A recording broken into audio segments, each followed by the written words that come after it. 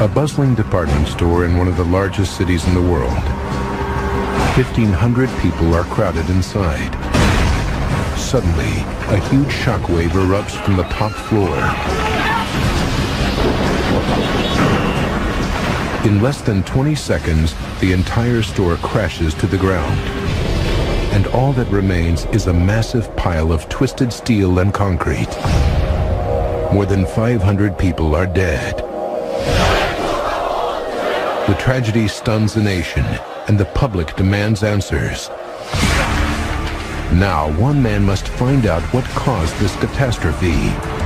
What he discovers will shake an entire country to its foundation. Disasters don't just happen. They're triggered by a chain of critical events.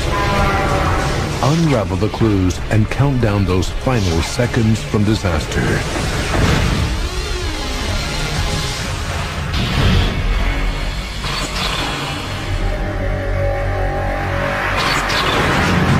South Korea, Seoul, 1995. It's a hot summer day in this booming capital city. In less than a decade, the country has transformed itself into one of the world's largest economies.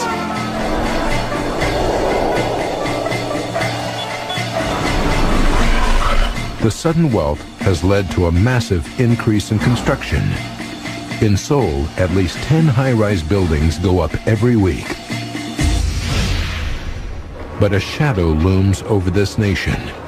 Its neighbor, North Korea, lies just 25 miles from the capital.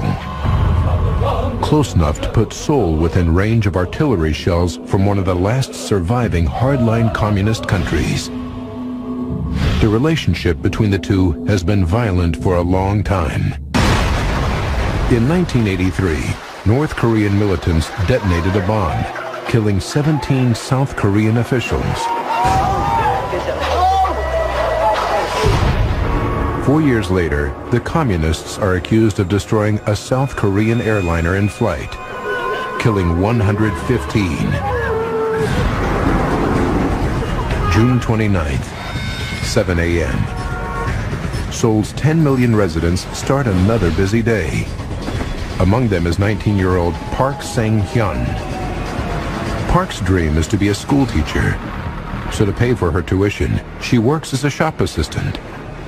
This evening, Park plans to meet her best friend, So Hee-jin. The two women have known each other since they were 4. Park was like a sister to me. She was very outgoing and very kind. We had planned to meet in a coffee shop after she finished work. Park works in the Sampoong Superstore, one of the most exclusive retail outlets in South Korea. The building employs 1,000 staff and serves 40,000 customers every day. It turns over the equivalent of $4 million a week and sells everything from the latest electronics to designer fashion. Built in the late 80s from reinforced concrete, the complex has 4 basement levels and 5 stories above ground. It stands on nearly 4 acres of real estate in the city's exclusive Gangnam district. The area was once a landfill site and the city's waste dump. Now it's one of Seoul's most affluent areas. 8:05 a.m. Young Cho Lee, the store's facility manager, starts his day. His first job is to investigate a note left on his desk by the nighttime security guard. In the early hours of the morning, the guard heard strange noises coming from the roof. The roof is cracked, but Lee knows that this was caused when air conditioning units were moved 2 years ago.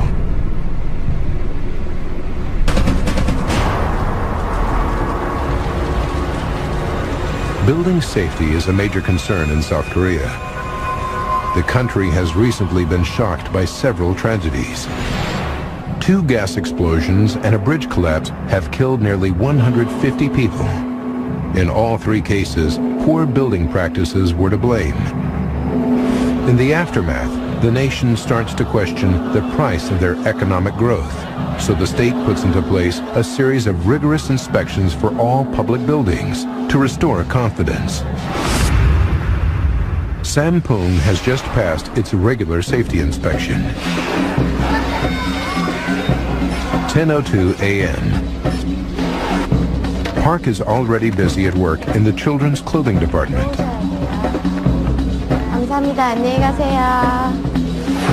Over in the household section, Yoo Ji-won is running late. This is her first job since leaving school.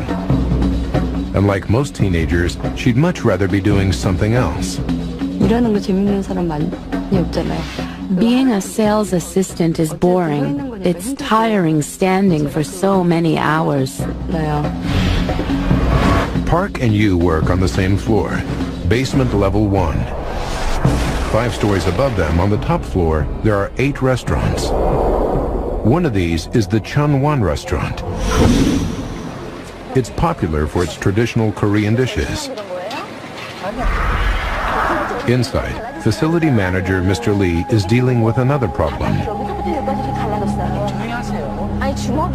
A large crack has appeared around one of the columns, and the floor looks buckled at the base.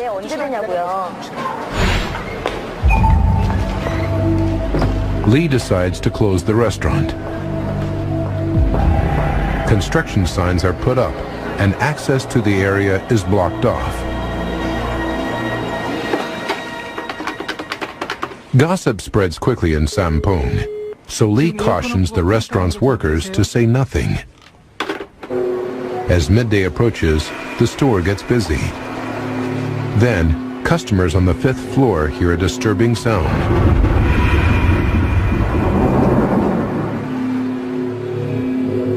Once again, Mr. Lee goes to investigate.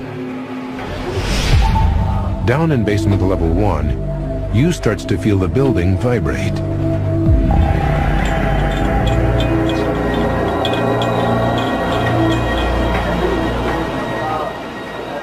Maybe I'm a bit foolish, but I didn't sense that anything was wrong. 12:30 p.m. Mr. Lee thinks that the air conditioning units may be causing the vibrations, so he turns off the air conditioning for the entire building. An announcement is made telling shoppers the air conditioning is under repair and will be turned off for the rest of the day. As the temperature reaches nearly 80 degrees Fahrenheit, shoppers start to complain.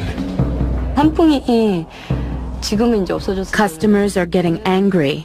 Why doesn't a prestigious store like Sampung have working air conditioning? 4 p.m.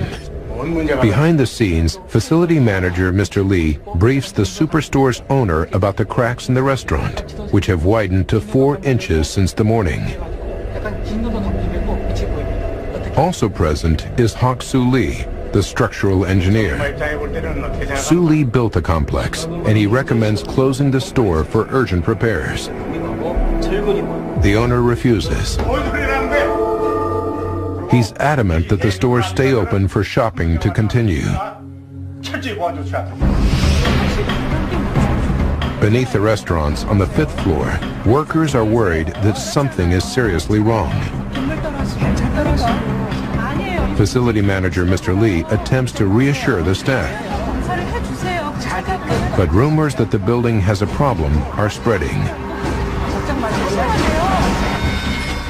5:40 p.m. A loud bang is heard from the top floor. This time, the ceiling shifts.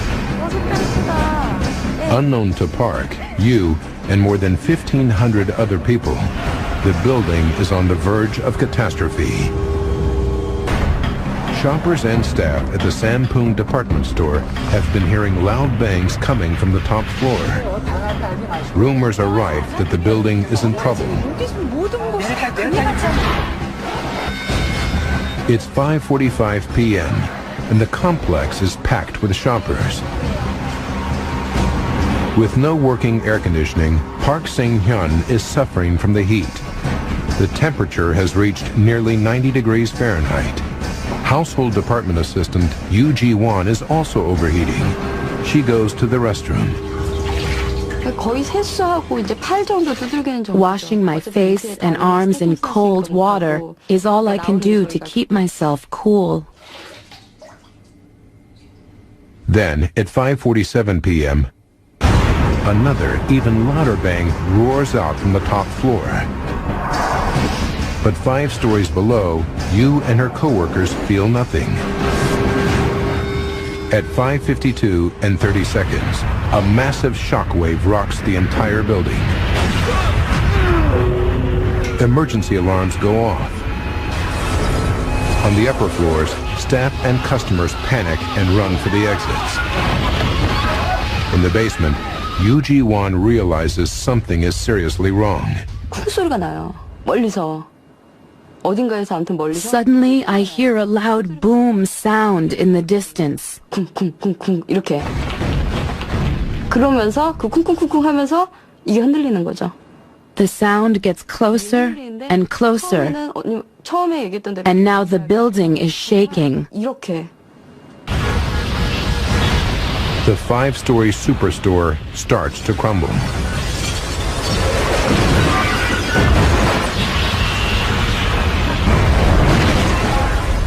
Park and Yu are engulfed in the mayhem.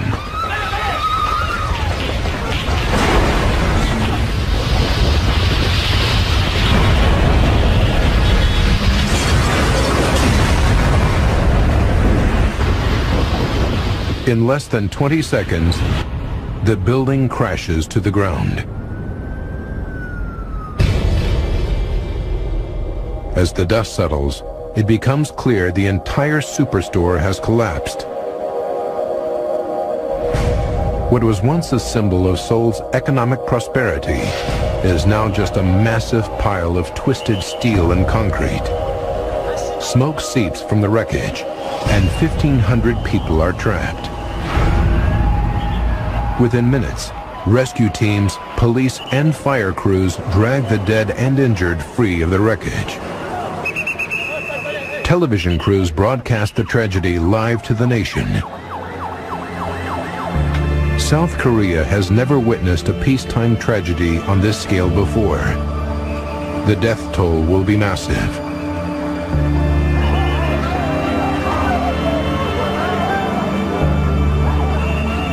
The disaster site is a scene of utter chaos. Grief-stricken relatives and friends search for survivors. Among them is Park's lifelong friend, So Hee-jin. The two were supposed to meet this evening. I was shocked. So many injured and bleeding. The dead being carried away. So knows that her best friend must be somewhere in the rubble. I start scrambling at the rubble with my hands. I keep digging. I don't know why I'm doing it. I just need to do something. Almost 35 feet below So, underneath thousands of tons of debris, is all that's left of basement level 1. There, in a space half the size of a telephone booth, lies Yu Ji-won. She's badly injured, but incredibly still alive. 이마에 막 손가락 들어가고. I can feel a hole in my head, so large my finger can go through it. That's how big it is. And I can feel something squiggly in a cut on my back, like my intestine. I don't want to die. 몸이 자체가.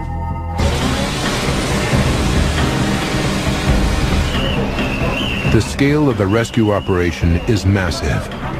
1,000 rescue workers and volunteers desperately try to free bodies from the wreckage. By nightfall, more than 30 cranes and excavators are on site to speed up the rescue. They work through the night, carefully removing huge slabs of debris.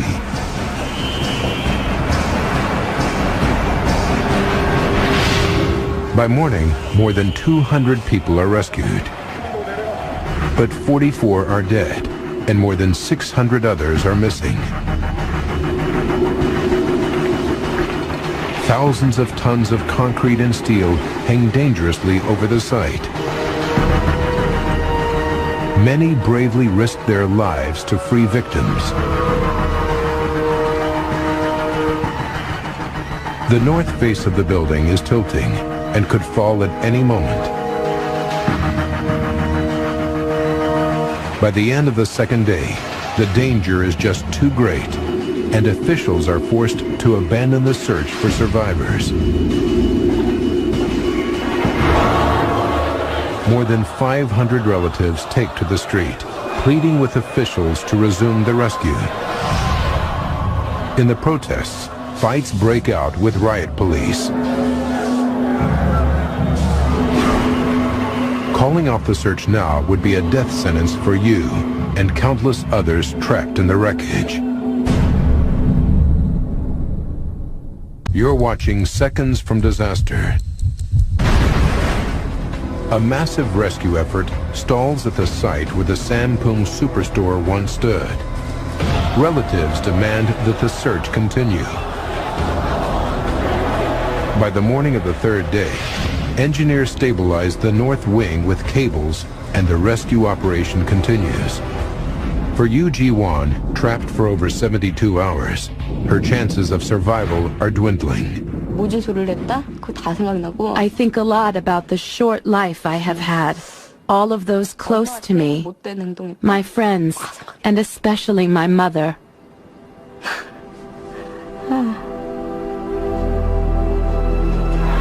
Relatives gather daily to identify the corpses pulled from the wreckage.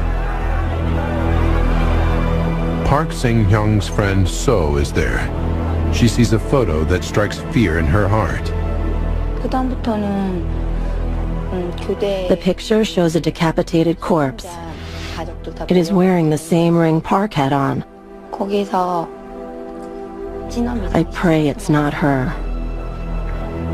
But at the hospital, she discovers the ring is different. It's not her friend's. It's so good when I realize it isn't Park. I know she could still be alive. On day 4, the death toll reaches 107. And rescue workers know many more are missing. The rubble is constantly compressing, crushing those still trapped inside. The wall above you is now just inches from her face. By chance, she finds a knife beside her. I think about killing myself. I can't take the horror anymore. But then I realize that actually it's easy to become very selfish and not think of the effect it would have on the people I love. Day after day passes, and body after crushed body is found. Then, after a full week, authorities decide there is little hope. Without water, a person can only survive for about 3 days in 85-degree heat. For relatives, the announcement is devastating. The rescue effort turns into a recovery operation. Heavy machinery moves in to clear the tons of rubble from the disaster site. Another 5 days go by, and nearly 21,000 tons of wreckage has been cleared. Then, just after 3:30 in the afternoon, 12 days after the collapse, there's an astonishing discovery. Around where my foot was, suddenly it just opened up. There was a hole. Yu Ji-won is found alive. And I can hear a voice asking, "Is there someone in there?"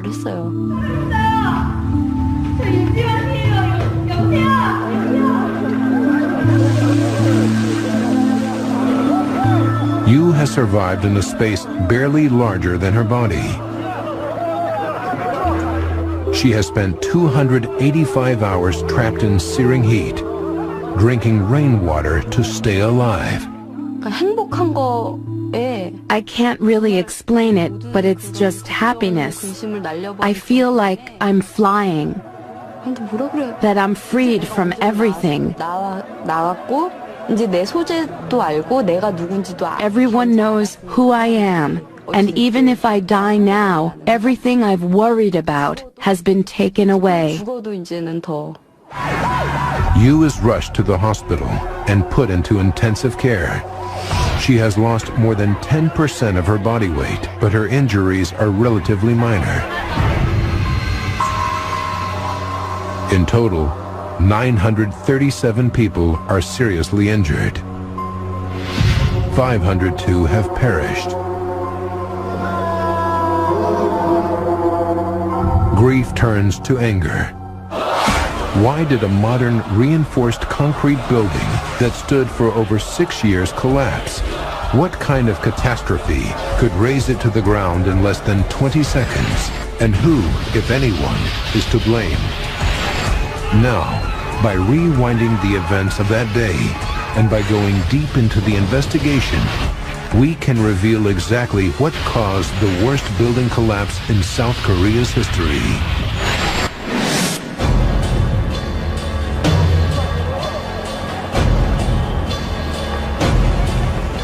Within an hour of the disaster, the prosecution office orders a full-scale inquiry. And there's only one man for the job. Long Chong is the professor of civil and structural engineering at Danguk University. His knowledge of South Korea's construction industry is unsurpassed. But as Professor Chung arrives at the disaster site, even he isn't prepared for what he sees.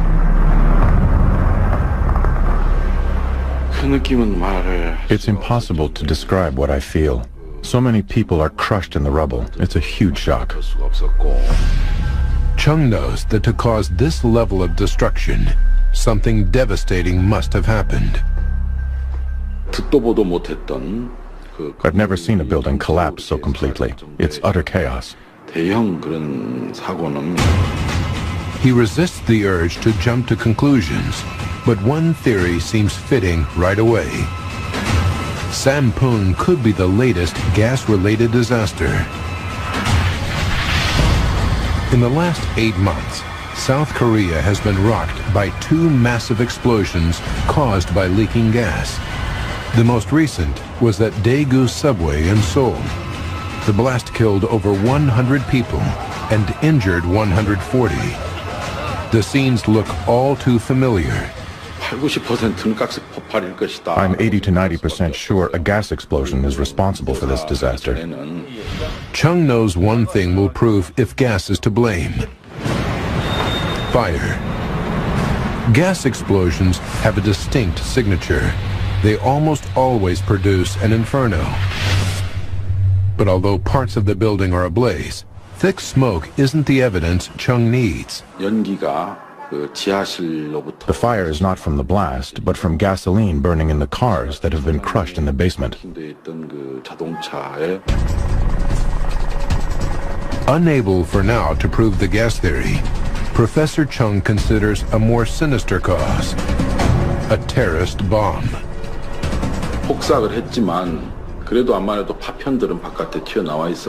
An explosion damaging the interior columns of the building could have caused this.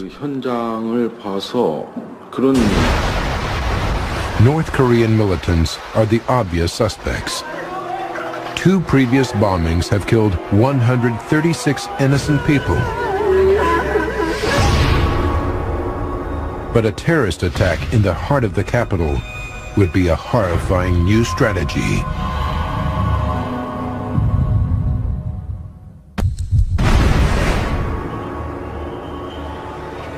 Investigator Long Chong is trying to determine if the disaster at the Sampung Superstore was caused by a terrorist bomb.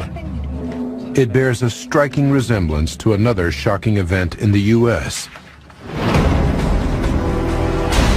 On April 19, 1995, just 10 weeks prior, a terrorist bomb blew up the Murrah Federal Building in Oklahoma City. 168 people were murdered. Could the disaster at the Superstore be a similar case, where a bomb triggers a large-scale collapse? The two buildings were of similar construction, so is there anything to learn from the U.S. investigation? One of the first things I try to do is imagine how the collapse progressed, how the building got from a state standing up, ordinary state, down to a pile of rubble on the ground. Glenn Bell has been a structural engineer for 30 years. He has investigated many high-profile building disasters, including the Oklahoma bombing. A bomb explosion has its own unique mark, a footprint that investigators call a debris field. In the Oklahoma City bombing, we see debris was blown out sideways from the face of the building from the explosion. The wreckage was thrown nearly 1,000 feet from the structure, forming a distinct pattern. But as Chung surveys the scene from Sampung, he notices one striking difference. The debris wasn't thrown outwards. The entire structure came straight down. The pattern of collapse and lack of other evidence rules out a terrorist bomb. For Chung, it's conclusive. An explosion would not have caused the building to collapse straight down in its entirety. The pattern of collapse also rules out a gas explosion. Now there's only one option left, and it could affect almost every large building in Seoul. Some kind of structural failure must have caused this disaster. There is so much damage that if it wasn't an explosion, there has to be something wrong with the design of the building or a mistake in its construction. The pressure is on Chung to solve this mystery. In recent months, a bridge collapsed without warning, and now a superstore has suffered a similar fate. How many other thousands of buildings and millions of lives are in danger? Has the rush to build in this booming economy left a terrible legacy behind? Chung begins a process of elimination. Is poor design to blame? The drawings used to build a superstore should reveal all.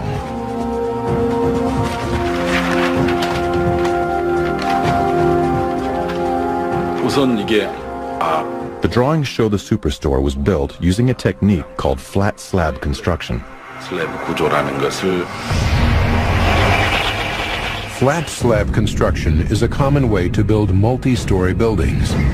Concrete columns support the weight of each level, and steel bars are cast inside each one for extra reinforcement.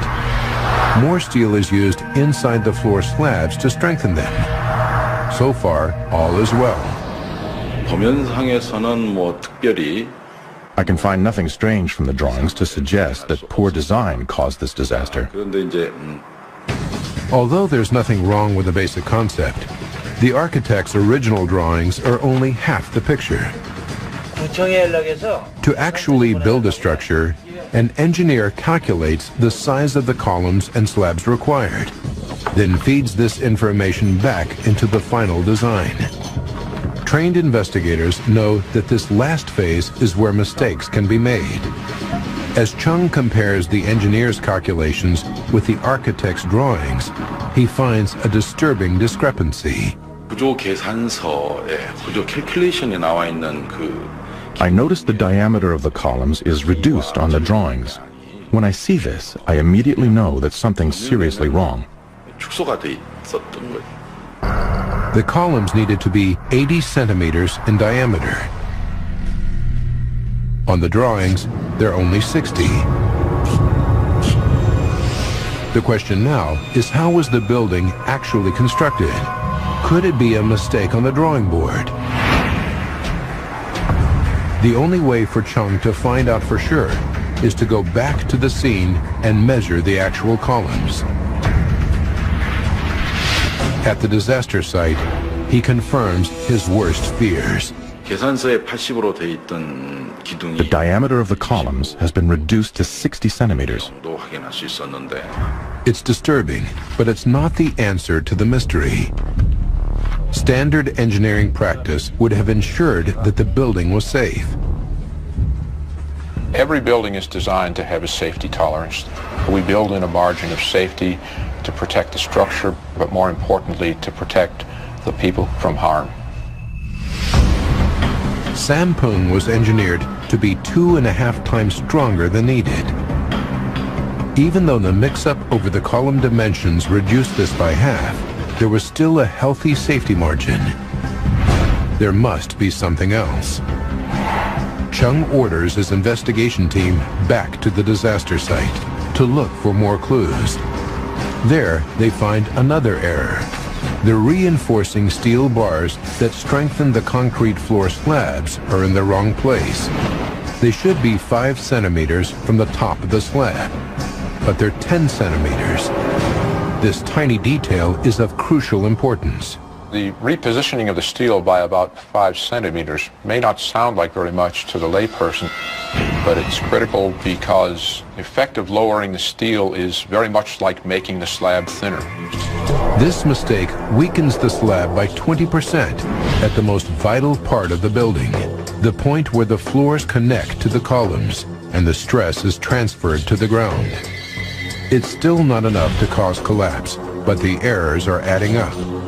They point to a systematic disregard for building regulations.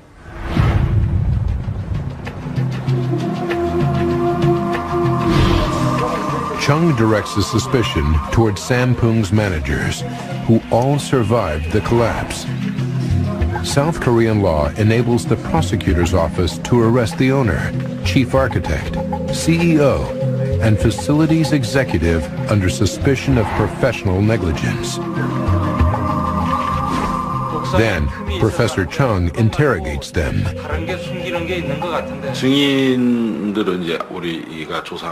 Talking to these witnesses was very important. I needed to understand the history of the complex. Chung discovers that the superstore was originally designed to have only 4 floors above ground. But halfway through construction, management decided they needed a 5th level for more space. The construction company refused, saying the structure wouldn't support another floor. The contractors were fired. Then, management hired its own in-house construction company to finish the job. A prime example of how commercial pressures in Seoul's booming economy take precedent over all other considerations. Next, Chung calls in the building's facility manager, Mr. Lee. He explains that the controversial 5th floor was originally conceived as a roller skating rink. But late in construction, management changed their minds again and wanted the floor to contain 8 restaurants.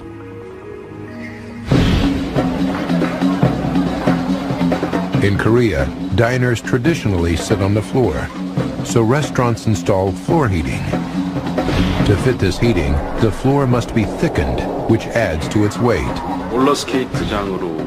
As soon as I knew the roller skating rink had been changed to a restaurant floor, I knew that the building was in trouble. Installing the floor heat must have put even more stress on the vital connections on the 5th floor. Mr. Lee confirms that they were under enormous stress. He had seen the cracks with his own eyes and had photos taken. Mr. Lee tells me about a problem on the morning of the collapse. A pillar in one of the restaurants had a crack around the base of it the size of a man's fist. By checking the plans, Chung places the cracks at column 5E in the Chunwon restaurant. He can tell the slab has completely separated from the pillar, with only the reinforcing steel holding it together. He's getting closer, but even this isn't enough to explain the disaster that claimed so many lives. There is one factor that Chung can't ignore: The building stood for a full 6 years.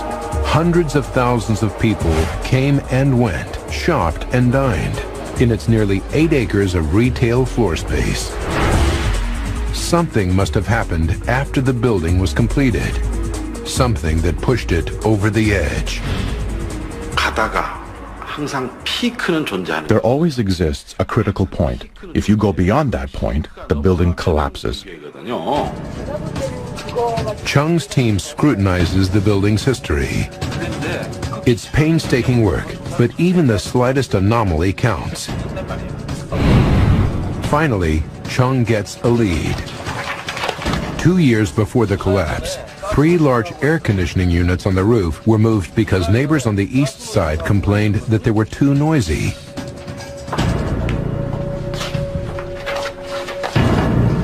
This could be the link Chung's looking for.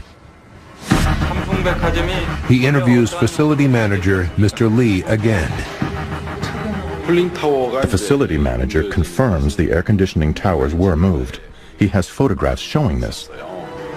The photographs reveal cracks on the roof, but it's how the units were moved that grabs Professor Chung's attention. Mr. Lee tells me that the air conditioning units had been dragged across the roof.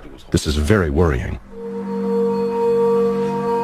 This latest detail provides the key to exactly how the building collapsed.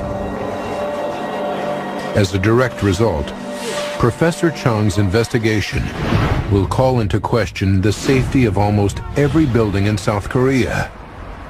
On Nat Geo. We now return to seconds from disaster.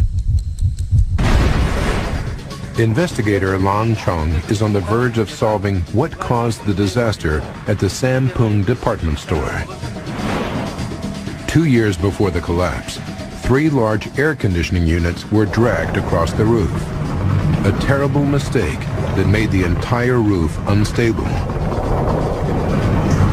What's more, their weight, 15 tons each, overstressed the main supports. Column 5E seems to have been affected the most. But Chung still doesn't know what triggered the collapse on June 29th. The trigger is the final explanation of what happened, and it's most important in that it explains why the failure occurred when it did. One piece of evidence remains unresolved. Survivors reported that the department store was vibrating on the day it collapsed. Chung thinks he finally has the answer. During the course of 2 years, every time the air conditioning unit is turned on, it sends vibrations across the unstable roof and ricochets down to the 5th floor. Over time, the crack gets wider around column 5E until it hits breaking point. The cracked slab in the Chunwon restaurant can hold no more. It starts to crumble.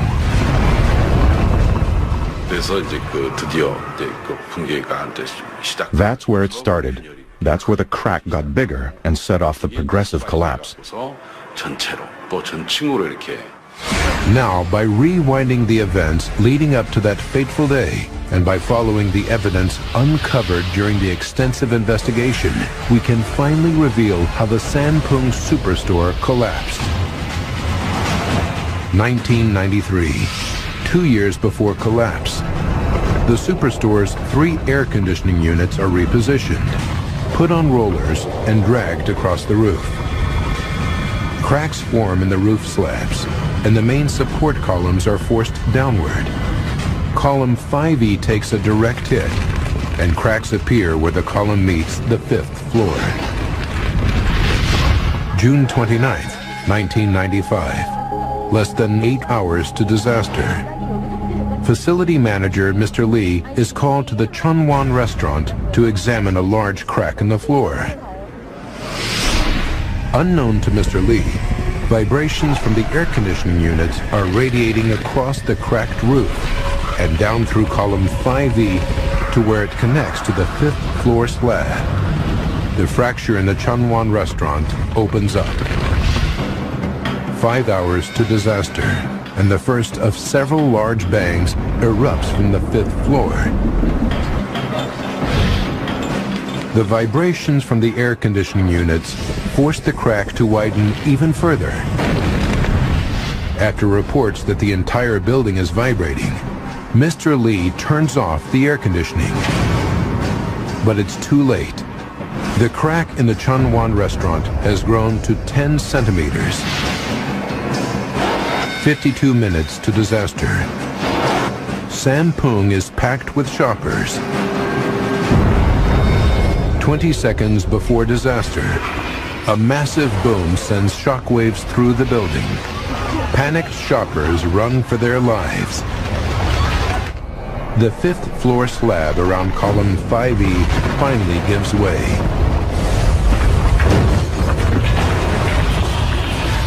In less than 20 seconds, the building crashes to the ground, trapping more than 1,500 people. 16 days after the collapse, the disaster site is nearly cleared. 323 corpses have been recovered.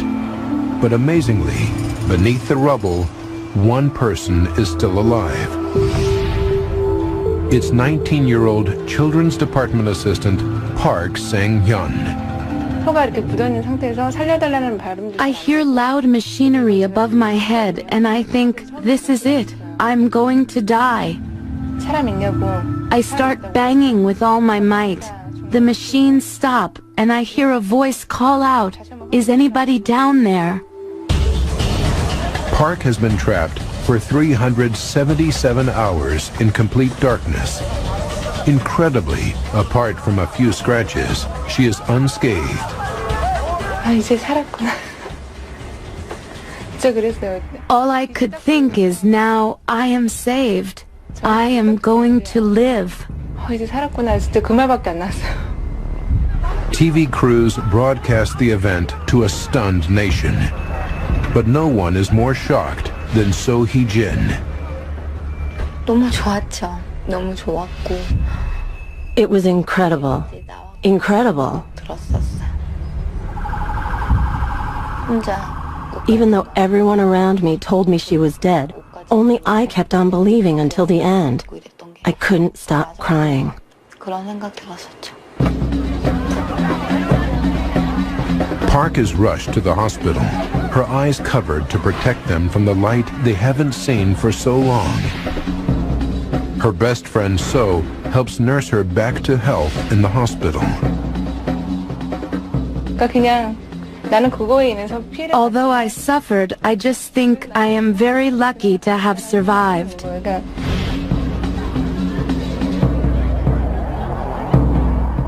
After weeks of recovery, Park finally goes home.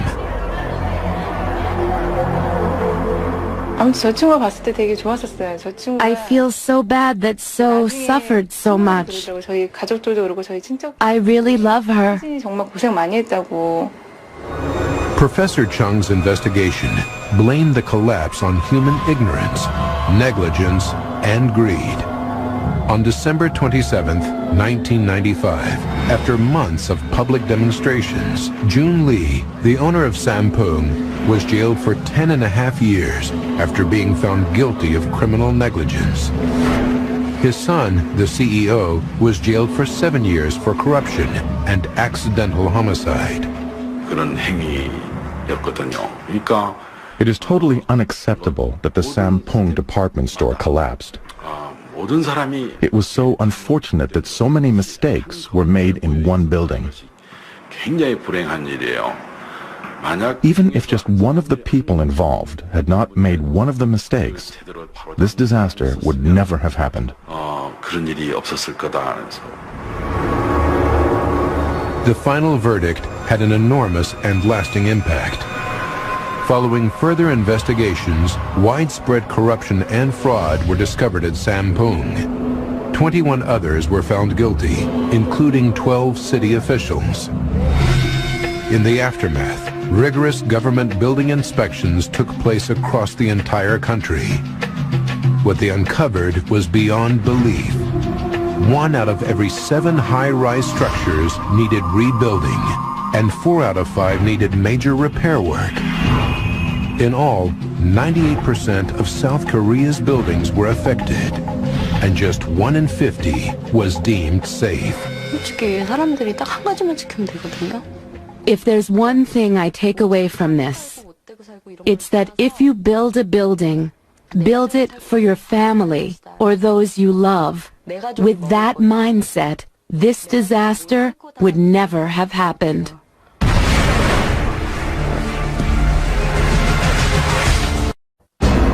A bustling department store in one of the largest cities in the world. 1,500 people are crowded inside. Suddenly, a huge shockwave erupts from the top floor. In less than 20 seconds, the entire store crashes to the ground. And all that remains is a massive pile of twisted steel and concrete. More than 500 people are dead. The tragedy stuns the nation, and the public demands answers. Now, one man must find out what caused this catastrophe. What he discovers will shake an entire country to its foundation. Disasters don't just happen. They're triggered by a chain of critical events. Unravel the clues and count down those final seconds from disaster.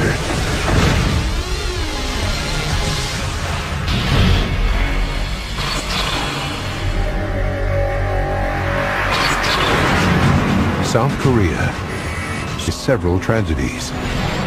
2 gas explosions and a bridge collapse have killed nearly 150 people. In all 3 cases, poor building practices were to blame.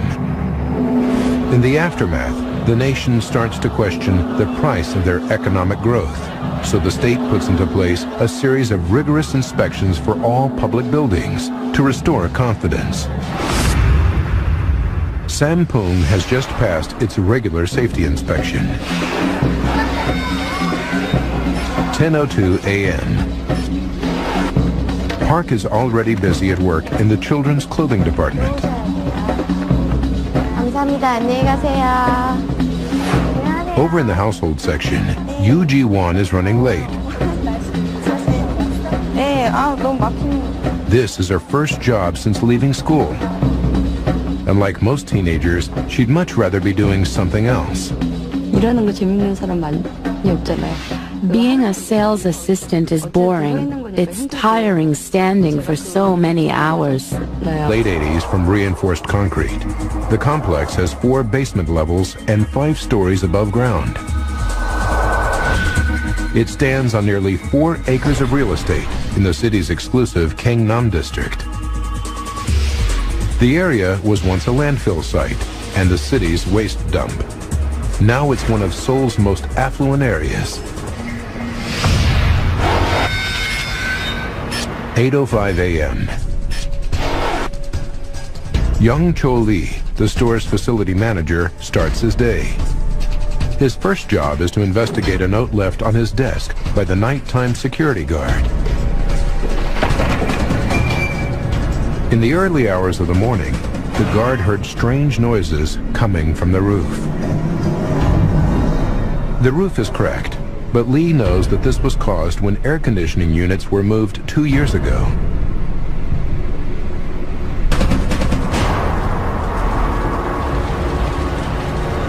Building safety is a major concern in South Korea. The country has recently been shocked by Seoul, 1995. It's a hot summer day in this booming capital city. In less than a decade, the country has transformed itself into one of the world's largest economies.